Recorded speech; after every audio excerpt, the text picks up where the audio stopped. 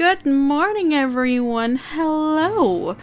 I am recording a new game today. This was just recently released by The World of Fiction. I believe that's spearheaded by, I'm not sure if her name is pronounced Michaela or Michaela Laws, but I'm gonna put her social media up on this screen right about now. And, this is a nice little tag right here. Sorry for having to move on screen.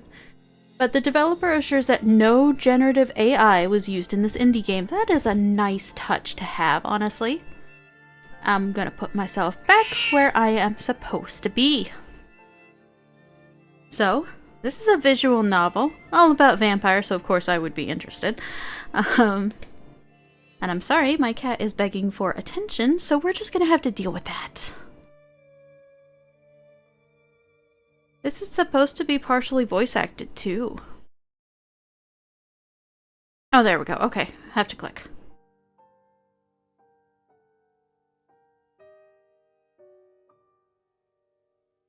Oh, thank goodness you're alright. Of course I am. You need not worry about me. We will always worry about you. You two are much too kind. But this only confirms what I must do.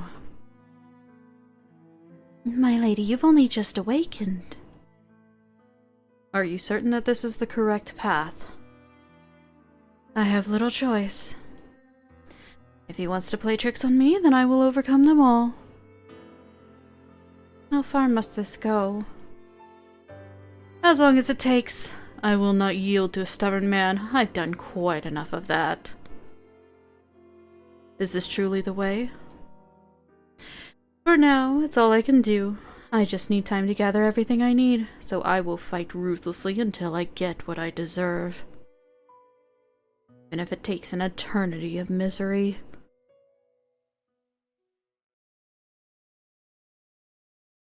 Interesting.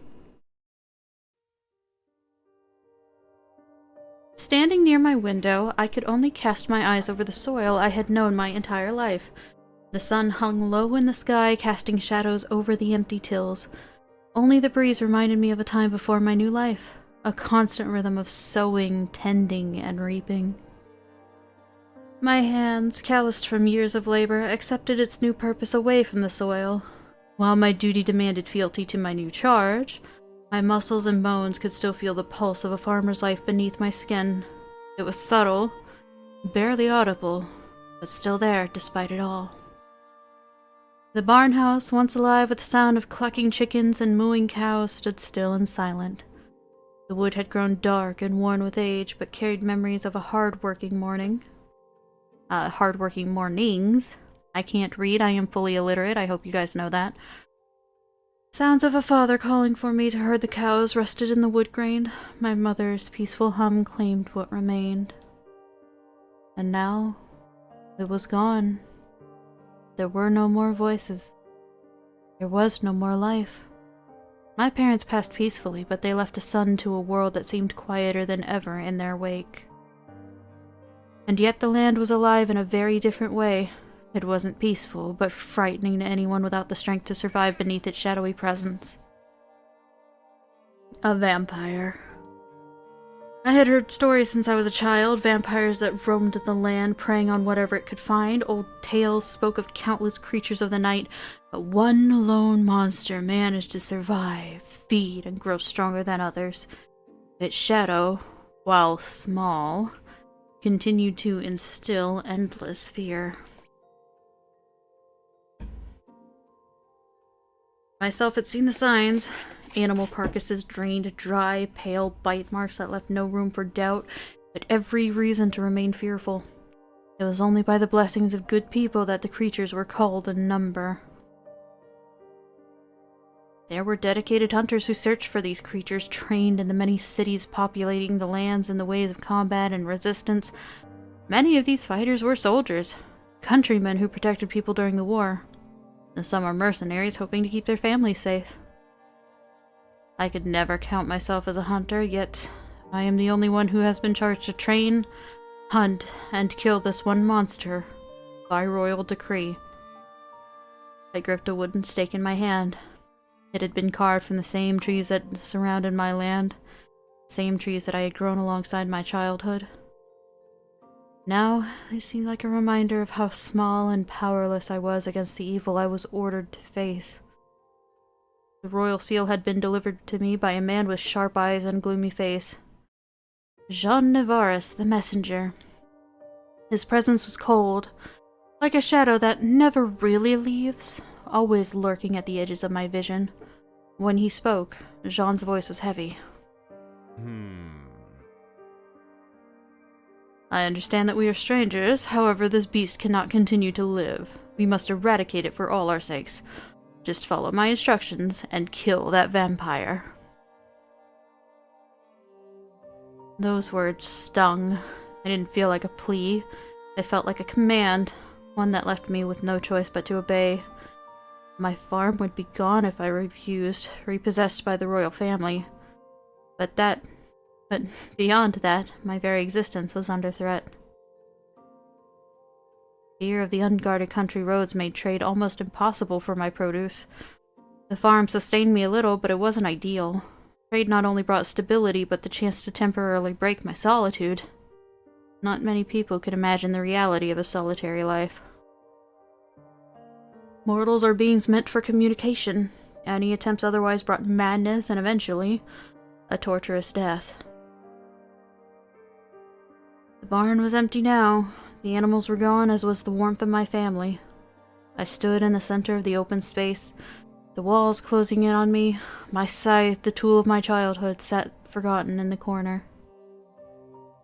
Instead, a sword lay across my bed, its metal glinting in the low light. It was foreign to me, heavy in my hands. I brushed my fingers against the hilt, trying to get familiar with its weight. John stood in the doorway, his face unreadable as the day he arrived. Don't forget to aim when you swing that thing. It's not enough to wave it around like a scythe. He's a dick. My clothes, once simple and functional for farm life, had become my only source of protection against my target.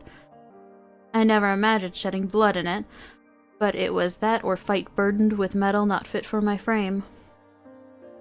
Instead, I practiced with the sword, striking at trees and makeshift scarecrows, each swing more awkward than the last, but I knew that no matter how clumsy my movements were, I had no choice but to improve. You believe you're ready? I can only prepare myself so much. Then do not linger any longer than you need to. I had no reply. I had long since stopped asking why. Every moment of training, every swing of the sword was a step toward the inevitable confrontation, and I was already walking at a pace I could not reverse or stop. John handed me the reins of a horse, a creature as tired and as beaten down as I felt. The horse didn't balk at the unfamiliar rider, instead accepting its burden with the same weariness that filled the air around us. It is a long journey, but you'll make it there. Go with pride. You're to slay a vampire. You'll be hailed as a hero when the deed is done. I was no hero. I was a farmer. I rode out alone with the weight of my task growing heavier with every mile. I didn't look back at the farm. There was nothing left for me there anymore. The road stretched ahead, leading me toward Fontaine Castle, a place of shadows, of death, and of unanswered questions.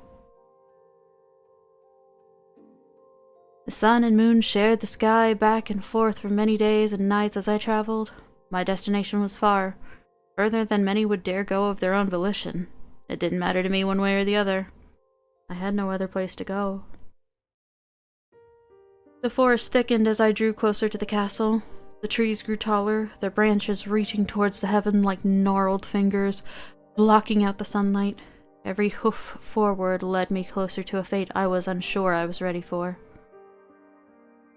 Fontaine Castle had once been a home of grandeur, a place of wealth and power. Now it stood in silence, its walls cracked and decaying, the windows dark and empty.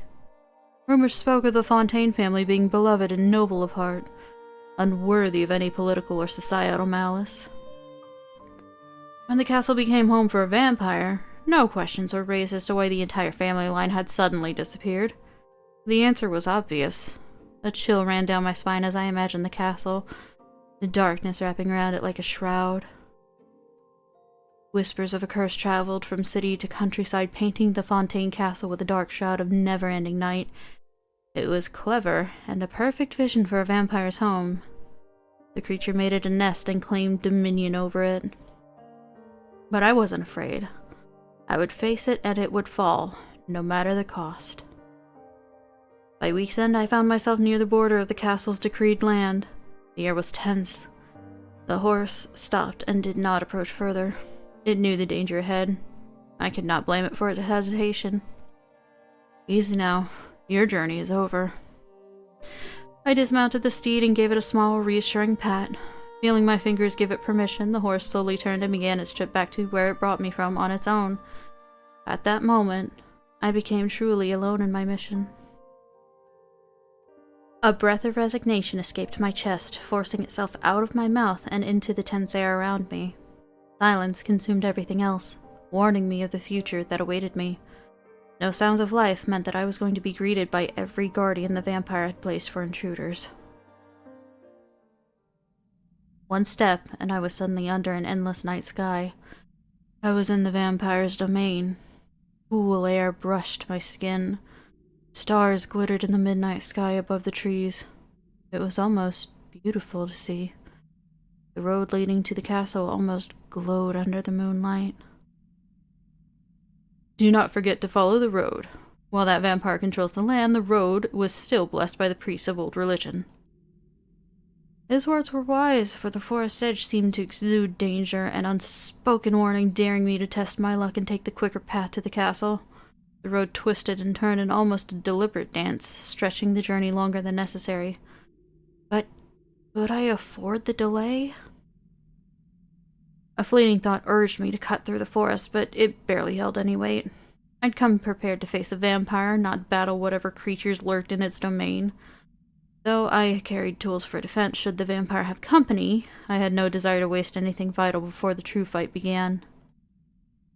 I quickly decided. Well, this guy is a follow-the-road guy. I was no idiot. The road protected me, so I would use it to save supply. My boots crunched against the dry soil, the forest silence oppressive around me. The moon above bathed the path in a pale, ethereal light, but it was not enough to rid the shadows that clung to the undergrowth. Yet I didn't falter. The soft rustling of the woods around me felt more like an invitation than a threat. I didn't flinch when a twig snapped to my left, nor when the distant howl of something larger echoed between the trees. There were creatures in these woods, things with gnashing teeth, with claws sharp enough to tear through flesh, but none of them approached me. John spoke true.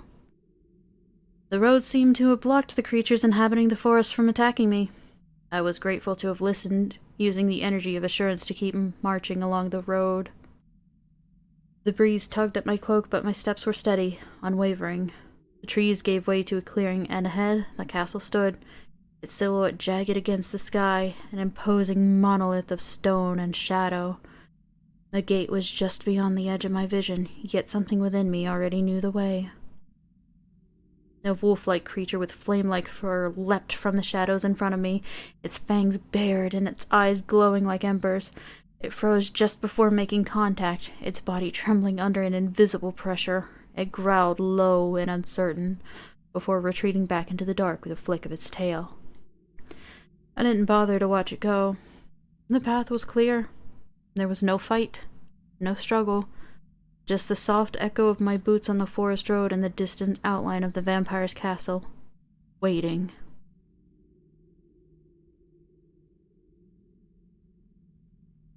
As I approached the gates of the castle, the hungry snarls and howls of demons echoed behind me. They were powerless to stop me from walking up to the castle and reaching out to find a means to open the portcullis. And to my surprise, the castle gates opened for me, rising from the ground as if it welcomed me in rather than wishing me to remain outside. I didn't pay the reason for such a welcome any mind. I walked into the castle and allowed the gate to lower itself and seal me within its walls. The grand lobby stretched out before me, the high ceilings lost in shadows though the very air had swallowed all light. The walls, veined with cracks, lined the vast chamber like a web. Each step I took echoed too loudly, breaking the heavy silence that clung in the air. My thoughts fell silent as my gaze lifted, locking onto the vampire I was destined to slay. She stood at the bottom of the grand staircase as if she were waiting for me. I could feel the weight of her cold stare bearing down on me, distant, unyielding, as if I were something lesser both in stature and significance. I like her. I like her design. She's very pretty. Rage engulfed me, searing through my veins like wildfire. How dare this creature, this monster, look down on me? She was the one who needed to be eradicated, the true blight upon this world. Her kind had always been a menace, a lurking shadow that threatened the very fabric of society. There was no room for sympathy, no space for any doubt. She had to die. It had to die. I barreled forward, reaching unconsciously for the stake I knew I had on my belt and pushed it forward towards the monster's chest. If I was able to strike true, one wooden stake to the heart was all it took to end that creature's life and finish my charge to the royal family. Wood sank deep into flesh, and I had found my mark. My body's momentum carried me forward, crashing into the vampire and sending us both tumbling onto the foot of the stairs. I landed on top of it, the proximity allowing me to see its face clearly for the first time. My heart froze in my chest. Tears streamed down her face, tracing the curve of her cheeks as her lips parted, forming the silent words that I couldn't hear despite the pain I had caused her. Her hand lifted slowly, trembling, and pressed against my chest, directly over my heart. The touch was gentle, almost pleading, as if she were trying to bridge the chasm between us in this fleeting moment. What was going on? Before I could think further, a hand wrapped itself around my throat and pulled my body back into a blade that tore through my lower back and penetrated my stomach. Pain exploded through my body as the owner of said hand and dagger leaned forward and spoke into my ear, uncaring of his volume. She will not yield to you, monster. Monster? How was I the monster? I was not given the satisfaction to understand as the man twisted the dagger within me, ensuring my demise. The last of my strength ebbed away. A suffocating fog enveloped my vision, pulling me deeper into the haze of my own mind. Every breath felt shallow, every movement impossible. Was this what death felt like? Either way, I killed the vampire. Standing near my window, I could only cast my eyes over the soil I had known my entire life. The sun hung low in the sky, casting shadows over the empty hills. Only the breeze reminded me of the time before my new life, a constant rhythm of sowing, tending, and reaping. My hands, calloused from years of labor, accepted its new purpose away from the soil. While my duty demanded fealty to my new charge, my muscles and bones could still feel the pulse of a farmer's life beneath my skin. It was subtle, barely audible, but still there despite it all. The barn house once alive with the sound of clucking chickens and mooing cows stood still and silent. The wood had grown, dark and worn with age. But carried sounds of hard-working mornings, and the sounds of father calling me to herd the cows rested in the wood grain, and my mother's peaceful hum claimed what remained. Does this just loop? Yeah, it just loops. I'm not sure how I feel about there not being an end scene, or is this on purpose? Okay, so, you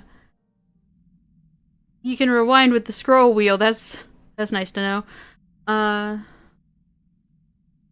You know what? We're going straight through the forest this time. Part of my brain wondered if the road truly was safe. Jean had good intent, I was certain, but something made me hesitate just following the road. I couldn't tell if it was a gut instinct or a choice to try my luck, but I felt my feet veer away from the dirt road and onto the forest line. I could only march forward. Gravel and dirt shifted beneath my boots as I continued my journey on foot. My hands were ready near my weapons for whatever tried to come my way. Beast, spirit, whatever approached me would meet an opponent, not a victim. The silence was finally cut by the howl of a wolf-like creature. It was close enough to cause me to stop walking and observe the woods around me. Under the veil of the magical night, it was difficult to see past the darkness around me. I steadied my breath, trying to quiet the thoughts in my head as I focused my attention on my surroundings. 1 step, 2 steps, a pair of feral eyes peeked out from the darkness, then another, and another. Hungry eyes began to creep out of the dark towards me. A smell of ash wafted in the air, rising up from creatures stalking forward. Hellhounds. Vampires' pets. Jean warned me of such demonic creatures. Every detail matched his descriptions, from the sulphuric stench to the mere size of the hounds. I felt myself become smaller just being preyed upon by such a beast. A perfect meal to share amongst the three. My hand slowly brushed itself over my belt, my fingers over the bottle attached to the side loop. Its purpose was for this moment, but it needed to be used wisely. After all, it was a single bottle, and there were 3 of the beasts on the move towards me. I began to move towards the side, hoping to walk around my predators and sprint past them. The less resources I had to use, the better. My steps were met with the hellhounds slowly shortening the distance between us. A small breath, another step. Then, I ran. My legs barreled forward beneath me, pounding at the earth and kicking off of it in kind. I focused ahead, ducking and dodging between the trees, over bushes as I sprinted. The air that pumped through my chest felt like ice piercing my lungs, another consequence of the magical dark. The furred hunters did not relent and chased after me in kind. 3 large hellhounds charged at me, snarling and howling in both excitement and ravenous hunger. To them, I was going to be their meal at the end of this chase as a reward for such a challenge. I couldn't worry about their ascent on me. I had to run. I had to get to the castle in one way or another. Branches and leaves crackled and crumpled under my feet with each step I pushed through. My body refused to stop running, even when the slightest hint of fear began to creep into my mind. A scream erupted from my chest, unkind and uncaring for the pain raking through it. Damn it! My vision shook as my mind fought back against every emotion racing through it. Why was I doing this? Why was I chosen to experience this hell? Was this something I truly agreed to do? Or were the risks really too high to say no? Nothing made sense, but everything was on the line as I sprinted through the forest. It didn't matter how I felt if my existence was ended by a trio of demonic dogs. No questions would be answered if I died at that moment, and I was not going to let that happen. The vampire would die, and I would know peace. The forest felt as endless as the night sky, with the trees' twisted branches reaching out like claws at me, the ground thick with roots and underbrush threatening to trip me. Every step felt heavier than the last, but I couldn't afford to slow down at all. The growls of the hellhounds echoed through the trees, and I practically felt a hot breath on the back of my neck. One look back would only confirm how close the danger was to me. Suddenly, I heard one of the hounds pouncing through the shadows behind me. I could only twist my body to the side and attempt to dodge what I could not see, only to feel large, burning teeth graze against my shoulder. I stumbled, but I kept running. Pain jolted through my body as I kept sprinting forward. I ducked under a low branch and somehow narrowly avoiding a swipe from the hellhound's claws. I could hear the other 2 try and quicken their paces, their claws scraping against the dirt like the devil himself demanded me to be fetched. My legs felt like lead, but I forced them to move. A second hellhound caused me to leap to the side, away from its snapping jaws. Blood dribbled from the wound in my shoulder, uncaring of the chase I am under and the peril I am forced to endure. Then, my ankle contorted as I stepped on something hidden in the underbrush. The pain was immediate, sharp, but I kept moving, limping with each step. Hellhounds were relentless. Growls and snarls grew louder around me, taunting me and mocking my injuries. Oh, not here. I pushed through the pain, determined to reach the castle. The 3rd hellhound leapt over my body and attempted to block my path. It was enormous, the beast's eyes glowing fiercely in the dark. There was no time to hesitate. My hand gripped my sword, pulling it from its scabbard and swinging it at the creature. It dodged with ease, but the momentary distraction gave me the chance to sprint past it. My injured leg pulsed in protest, but I forced myself to keep going. The quick approach of the first hellhound caused me to swing my sword again, but it was much too quick. The beast jumped and dug its claws into my arm. Only by me twisting away did I manage to break free from its hold. Mangy dog! I stumbled forward, barely able to stand, my legs screaming in pain as my shoulder and arm begged me to stop. The hellhounds were close, too close for comfort. I didn't know how much longer I would be able to keep up the escape. Finally, I see it. There you are. The castle appeared through the dark. It was just within reach. I pushed myself as hard as I could, my body protesting every movement, teeth and claws stretched for me, eager for my flesh with the fires of hell guiding their desire. The bottle finally demanded to be used. In a final burst of effort, I unlatched the bottle from my belt and tossed it back at my pursuers. I didn't care to look back, even as the glass shattered and the hounds became doused in holy water. The howls that tore through the air were more than enough to tell me I had won. I slammed into the castle gates, exhausted and wrecked with pain. All I wanted was to catch my breath. But the gate creaked open. Huh? To my surprise, the castle gates opened for me, rising from the ground as if it welcomed me in rather than wishing me to remain prey to the wilderness. My mind could barely wrap my head around any potential reason while my body stumbled inside to safety. As my body passed the gate's archway, the trellis lowered once more. If it was a trap, I'd fallen for it, but I couldn't have cared less. I was away from one minor danger, heading towards my true target, and the real danger this world would have to live with. The smell of blood quickly became the most prominent feature around me. Whether it was the injuries I endured or the den I had entered, iron claimed the air around me like a vice. It was suffocating, nauseating. It was clear I'd entered a lion's den. Whether or not I'd walk out alive was still in the iron-stained air. The grand lobby stretched out before me, the high ceilings lost in shadow as though the very air had swallowed all light. The walls veined with cracks lined the vast chamber like a web. Each step I took echoed too loudly, breaking the heavy silence that clung in the air. For a moment, I had forgotten my mission. My wounds continued to bleed, but my mind wandered to the space I had entered. For some reason, there was comfort. I did not feel the rush of anticipation, but a sense of calm. It was odd. Was this part of the vampire's power? Then the silence broke, but not by my feet. By a faint sound, the soft scrape of something dragging across the stone. My breath caught itself within my chest, gaze snapping to the shadows where the sound whispered from. The feeling of being watched tapped over my skin like angry rain. Then I remembered. This place was no ordinary home. It was a nest, a tomb, alive with dark memories. It was where I had to fulfill my duties and slay the monster haunting my world. I looked up at the stairs, finally spotting the being that caused such distress. And she was beautiful. I'd heard the stories, seen the signs, and yet nothing could have prepared me for this. There she stood, as if the night itself were made for her. Every inch of her seemed carved from shadow and grace, like a vision born from the dark side of a dream. Her eyes, those eyes, there was something ancient in them, like they knew the secrets of the world and beyond.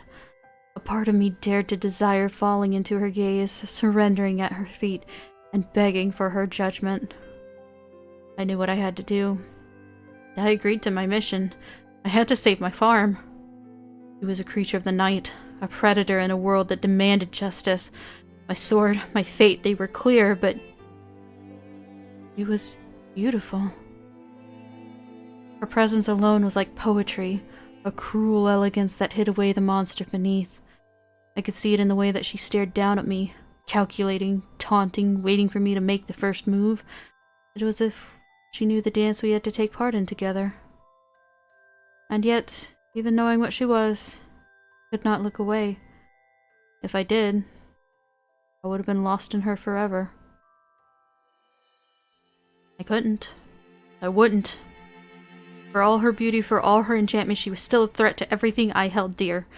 No matter how her presence haunted me, no matter how her gaze made my will shudder, I had a duty to uphold. I had to slay her. Why did I feel like I was going to destroy something magnificent? You're injured, traveler. She spoke, and I became caught in the melody of her voice. I felt my spirit demand to hear more. Something within my body felt warm just hearing her speak. It had to be her vampiric charm. Nothing natural could sway me in such a ridiculous manner. I could only stand there like a boy, fixated on a being I was destined to harm but too lovely to tear my eyes from. I was a wounded fool in a spider's nest. She waited. Despite my insultingly shameful days, there was no move to strike while I was vulnerable. There was patience I didn't expect from someone meant to die, and it only confused me further, dragging me deeper into amazement. Did I need to kill her? Her grace was humbling, and she had only spoken 3 words to me. Her home welcomed me, her eyes kept me locked in place, and she made no effort to move from the top of the stairs. She will charm you, make no mistake. Resist her, and you will earn your chance to strike true. John's word pulsed from the darkness of my mind.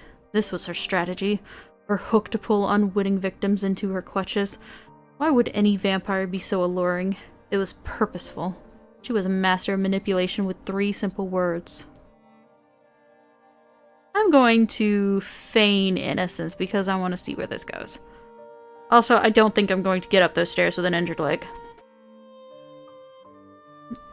I could not make my intentions known. If I was to end this woman's life, I had to be at full strength.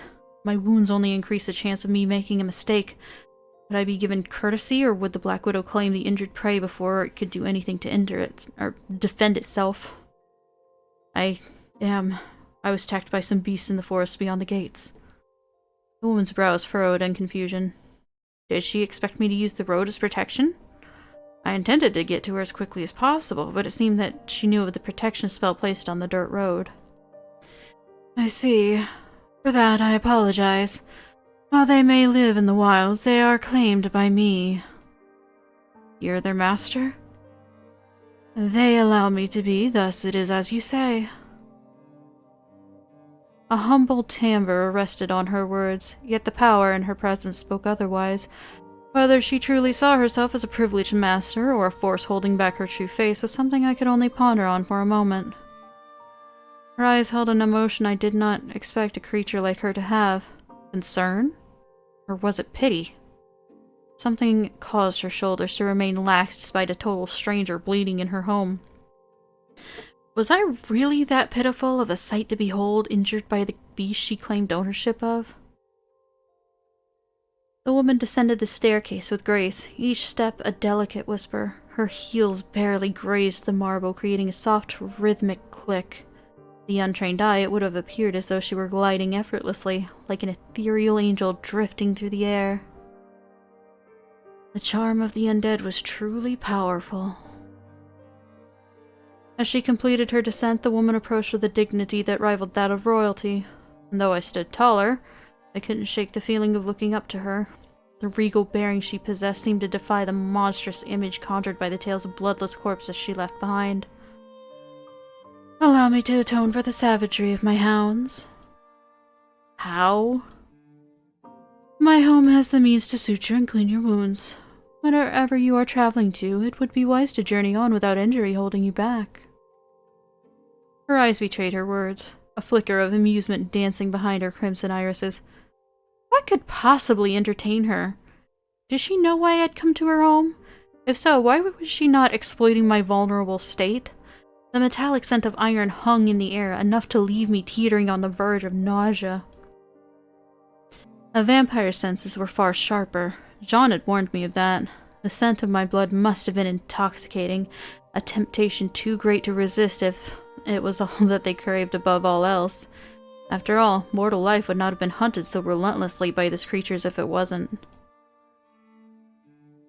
Yet, the woman's shoulders remained lax, her expression cool as ice with the exception of her eyes so fixed solely on my own. If she was hungry, she hid it well. It was almost comforting not to be seen as a meal immediately. However, how long would that feeling last? I have a room you may rest in, as well as medical supplies for your wounds. If you accept, they are yours until you need to travel again. Was this a trap? The gates opened for me when I approached, but they sealed me in just as easily. A room could be a cage if you did not own the key to the doors and windows. A healing salve could be poison for your skin if unchecked. The gashes on my arm throbbed, a sharp reminder of how badly I'd been wounded. Pain radiated through my shoulder and leg as I stood there, stunned by the offer before me. Mortal, weak, and vulnerable. I had little power over what I could do in that moment, yet still, Was it truly wise? You're much too kind to a traveling stranger. A small tremble at the corner of her eye. Did I strike a nerve? Stranger or not, you are unfit for travel as you are. I don't have the means to pay this kindness back. A subtle curl at the corners of the woman's lips only amplified the amusement I spotted in her eyes. Did she perceive my question as a test? This vampire had me hanging on every movement, every glance, her actions and reactions stirring a storm of questions in my mind. This kindness is an apology for what my hounds have done, but if you wish to pay back this offer, then I would ask for one thing. My blood? My life? For each night you require these gifts, you can join me for dinner. Dinner? Was that all she asked of me? With every word, this woman became more enigmatic, and the more she spoke, the more she intrigued me, while also unsettling me in ways I couldn't quite explain. My expression must have been entertaining to her as she chuckled and clasped her hands together in front of her body, resting them on her corset. It has been quite a while since I shared a meal with someone. It would be nice to have a little change of pace, at least for a little while. There was a weight to her words that felt almost palpable. Loneliness made sense for a vampire like her, but hearing her admit it stirred something in my chest, despite knowing her kind deserved no sympathy. Still, I couldn't imagine what she might eat for dinner, other than her new guest, me. You would share a meal with a stranger? Do you propose I make you starve during your stay? A flicker in her eyes caught my attention as her lips pressed into a firm line, her expression suddenly serious. Hunger is not something to neglect. She spoke the truth, but I couldn't help but wonder if she truly intended to keep me fed, or if I was meant to become the meal she sought. The instinct to question her offer danced on the tip of my tongue, but the pain from my wounds reminded me of my position. If my blood was to be drained, allowing me to heal was unwise. She may have been a supernatural being, but I was a large man, at least larger than her. Any advantage she could take was one she had every reason to see as if I was her prey. Whatever the case, I was at her mercy. I would like to stay. Please allow me to grace your table until I have recovered. To my surprise, her eyes widened at my response. Did she expect me to refuse? Maybe she anticipated a fight or some counteroffer. Even if she had her suspicions about my intentions, a stranger was still a stranger. What kind of person would agree so easily? I would, but only because I had little choice. Her surprise melted into a look of contentment, her chin tilting slightly as a soft smile graced her lips. If she had been beautiful before, the serene expression on her face at that moment made her appear almost goddess-like. Very well. With a gaze to the left, the woman stared into the darkness of the lobby expectantly. Carmine. From the shadows, a man dressed in the servant's attire slowly stepped forward at the mention of the name. His eyes, weary yet unwavering, shifted from the vampire to me and back, silently observing. Age had touched his hair and face, but it hadn't robbed him of his impeccable posture. Yes, my lady? Please bring this man to one of the guest rooms and tend to his wounds. The man gave a nod to his mistress before approaching me and bowing politely. If you would follow me, please. As I observed the gentleman, it was clear he was not one of the undead. Despite his age, his skin had a vitality that death could not mimic. Why did he serve a vampire? Did he know who he was truly obeying? If so, was there mercy he was granted in exchange for his servitude?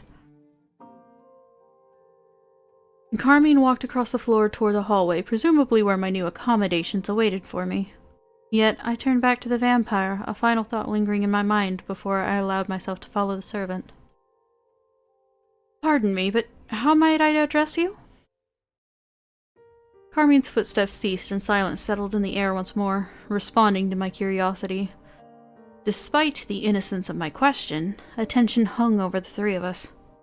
Was I not permitted to know the name of the mistress of this castle? After a moment, the woman gave me a small curtsy with her head slightly hung low. You may call me Emily, traveler. Emily. For some reason, the name slipped from my tongue with a pleasant ease. It was simple, much like my own. With the humble gaze in her eyes, I couldn't tell if her name was truly hers or if it was something she had chosen to give me a false sense of comfort. I bowed my head slightly, attempting to genuflect despite my injured leg. My name is Lewis. Thank you for having me in your home. This castle wasn't her home. It had been stolen, torn from a family she surely eradicated to claim it. Yet the lie slipped from my lips as I surrendered my name politely in exchange for hers.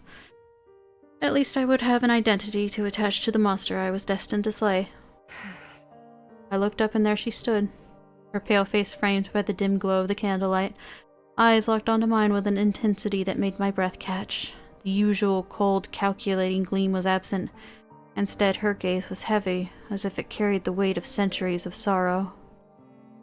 There was a haunting, almost painful yearning in her stare, like the desperate longing of someone who had once hoped but was now too afraid to believe. Her lips parted slightly as if she might speak, but no words followed. The silence between us hung heavy, thick with unspoken tension. I couldn't shake the feeling that I was looking into the eyes of a soul teetering on the edge of hope, too terrified to reach for it, yet desperate to hold on.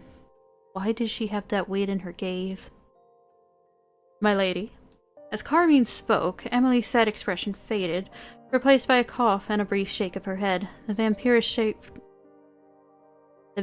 shifted her focus to her servant, her gaze instantly returning to one of authority and regal grace. Yes, Carmine.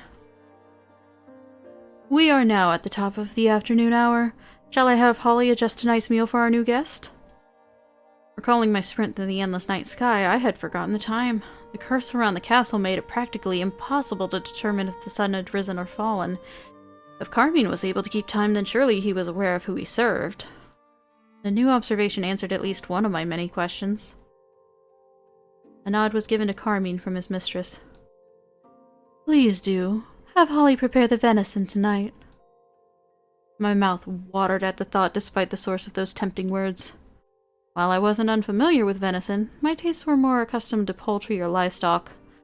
Hunting wasn't something I often engaged in, so the chance to have venison for dinner felt like a rare treat. Emily's eyes returned to stare at me in curiosity. Are there any objections you have to tonight's meal? None at all. While I was curious to know how a vampire would be able to handle food, my questions would have to be answered during dinner. Determined to leave the thought unanswered temporarily, I turned to Carmine. After you, good sir.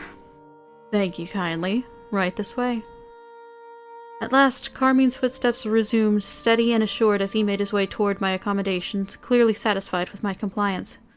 I did my best to keep pace, trailing a few steps behind him despite my injured limp slowing me down. The further I walked, the less I could sense the vampire's attention on me. She made no move to follow, even as I glanced over my shoulder to confirm her location. For a brief moment, the ache behind her eyes flared back to life as she watched me, indifferent to whether I noticed it in return. I shifted my focus back to my destination, uncertain of how to feel, yet mentally bracing myself for whatever might come next. We didn't venture far from the grand foyer. The room assigned to me was nearby, giving me a clearer chance to escape if things took a turn for the worse. It provided some comfort, yet also made me wary of such an open show of trust. The room was lavish, yet it gave off an unsettling air.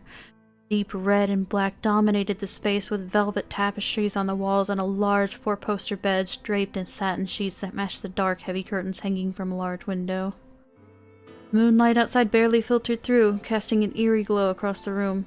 Everything seemed designed to impress, but something about it felt too purposeful, too calculated. My injuries weighed on me, making it impossible to question the grandeur of the space, but the lavishness only made me more cautious.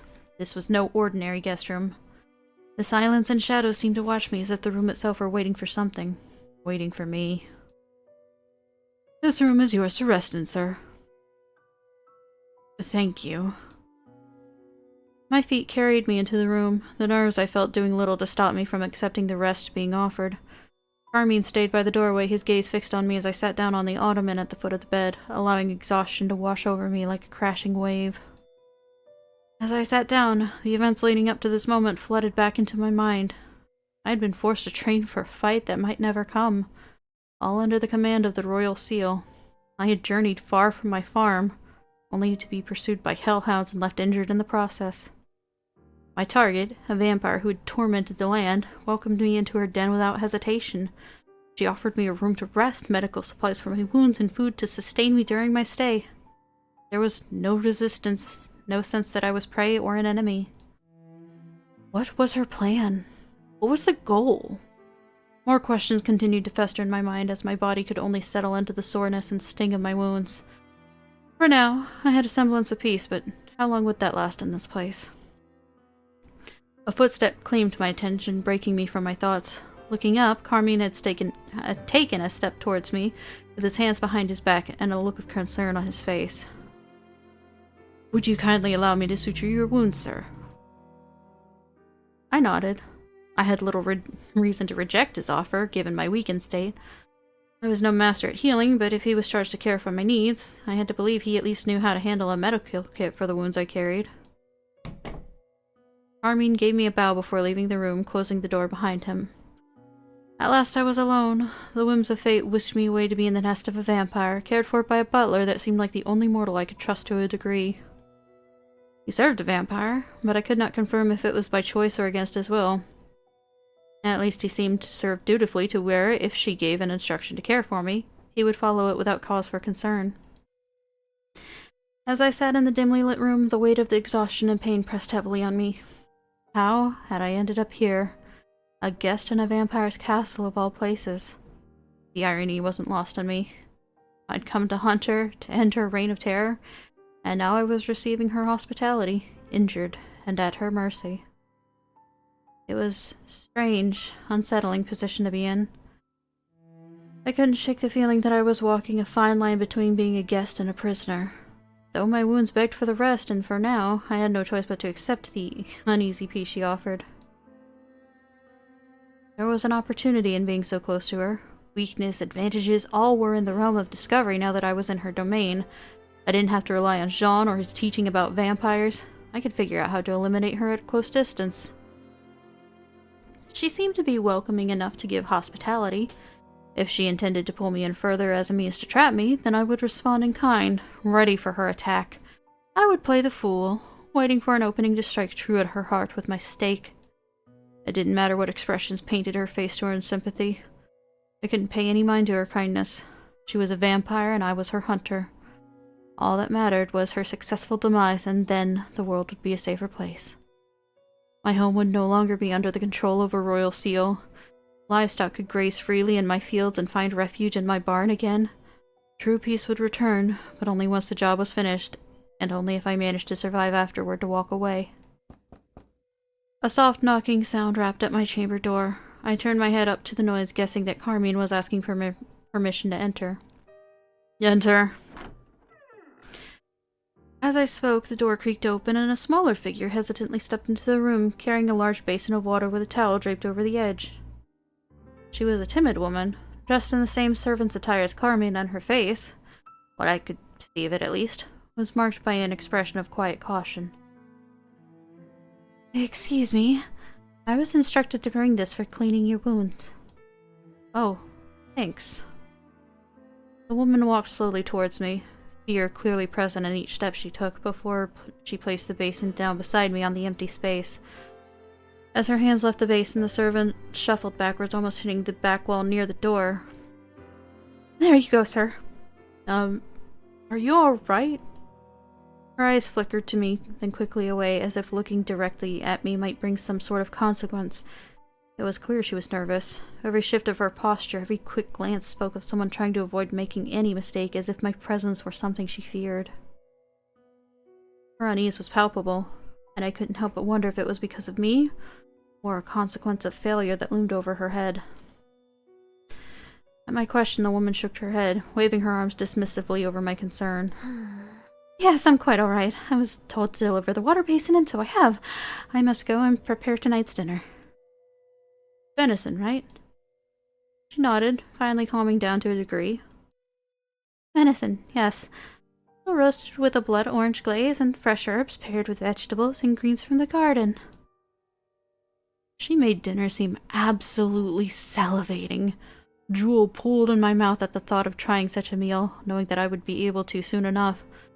Such a meal alone would have made the journey worth taking on any other occasion. Yet, this meal was made for the guest of a vampire, to be served in the presence of one. Was Emily going to be able to eat? Do vampires consume food beyond blood? How did that work? More questions flooded my mind and only elicited a sigh from my lips at their presence. Is venison not to your liking, sir? No, it's fine. It sounds quite delicious, actually. The woman seemed really pleased with my response to her concern. As I looked at her face, I noticed the bang shielded half of it. The skin hidden beneath her hair appeared scarred, a detail made clearer by the same texture visible on the skin of her right hand. Was the deformation due to her service to the vampire? Could that have been the result of not following orders in the past? Sympathy weighed down my shoulders as I looked at the young woman who remained huddled by the door, seemingly too nervous to move. I'm glad, sir. I do hope you enjoy it. I look forward to eating it. As if my words confirmed her thoughts, the woman swiftly curtsied before slipping out of the room, quietly closing the door behind her. And once again I was left alone with my thoughts, prompting me to focus on tending to my wounds. I gently undressed and began to wash my skin down, rinsing and wiping the blood from my body. As I dipped my hands into the water, the faint, earthy scent of herbs lingered in the air. My fingers brushed against the soft petals, bright orange and yellow, floating delicately on the surface of the basin. I recognized them instantly. Calendula. It was the healing herb, one known for calming irritated skin and helping wounds close cleanly, leaving little trace of their presence. I hadn't expected such care, especially in a place like the castle. Memories rushed back to a small patch of calendula growing near my barn house. My mother had known countless uses for it, and I had inherited that knowledge, turning it to wherever my hands were raw from labor or my legs scraped by jagged wood. Are these flowers native here? Too many questions, too many curiosities. I shook them out of my head and focused on cleaning my body. You know what? This video is getting kind of long. So I'm going to go ahead and save. And we're going to leave this first video here for now. I can't wait to see more of this. I have spent so long talking that I can't think anymore. I will see you all for my next video, which should be coming out soon. I do want to play more of Sorry We're Closed. But I also want to play more of this. Well, technically read. But I will see you all next time. Bye!